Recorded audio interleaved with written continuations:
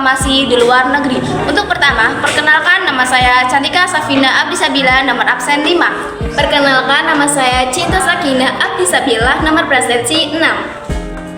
Berita proklamasi yang ada di negara Indonesia tidak hanya disambut oleh masyarakat bangsa Indonesia, tetapi disambut gembira pula oleh warga-warga negara yang ada di luar negeri. Contohnya, respon internasional terhadap proklamasi kemerdekaan. Ada beberapa negara yang memberikan respon positif, namun ada pula negara yang memberikan respon negatif.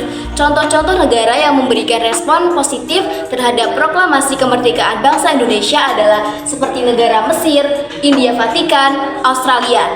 Lalu ada pula negara yang memberikan respon negatif terhadap proklamasi kemerdekaan negara Indonesia adalah negara Belanda. Kemudian, ketika mendengar berita tentang proklamasi kemerdekaan bangsanya lewat radio IPAT 18 Agustus 1945 menyambut gembira kabar bahagia itu. Banyak yang mengulas dan menuliskan berita yang penuh simpati dan menyebarkannya melalui media massa di sana. Kemudian, ada pengakuan kemerdekaan Indonesia di luar negeri. Pengakuan dari negara-negara lain merupakan salah satu aspek penting dalam menjadikan kemerdekaan tersebut diakui secara internasional.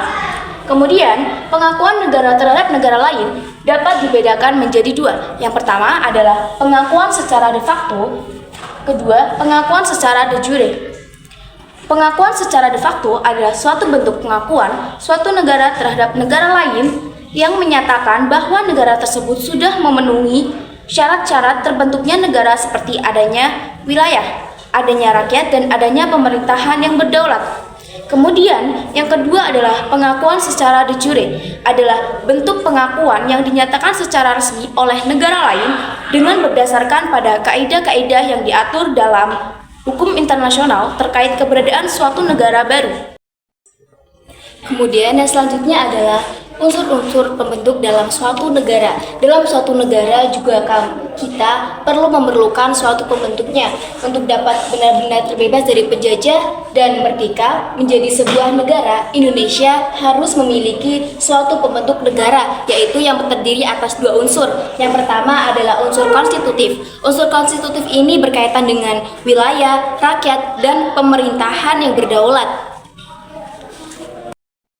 Kemudian untuk yang selanjutnya adalah yang kedua, unsur deklaratif. Jadi unsur deklaratif ini merupakan pengakuan dari negara lain.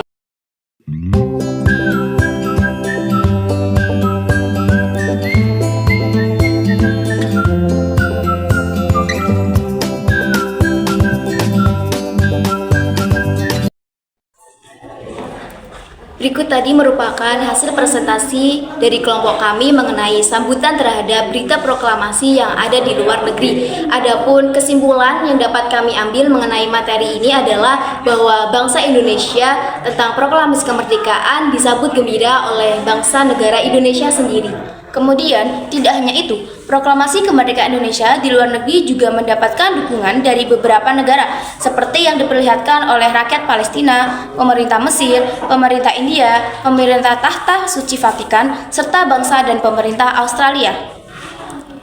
Cukup sekian saja presentasi dari kelompok kami. Mohon maaf bila ada kesalahan. Terima kasih. Wassalamualaikum warahmatullahi wabarakatuh.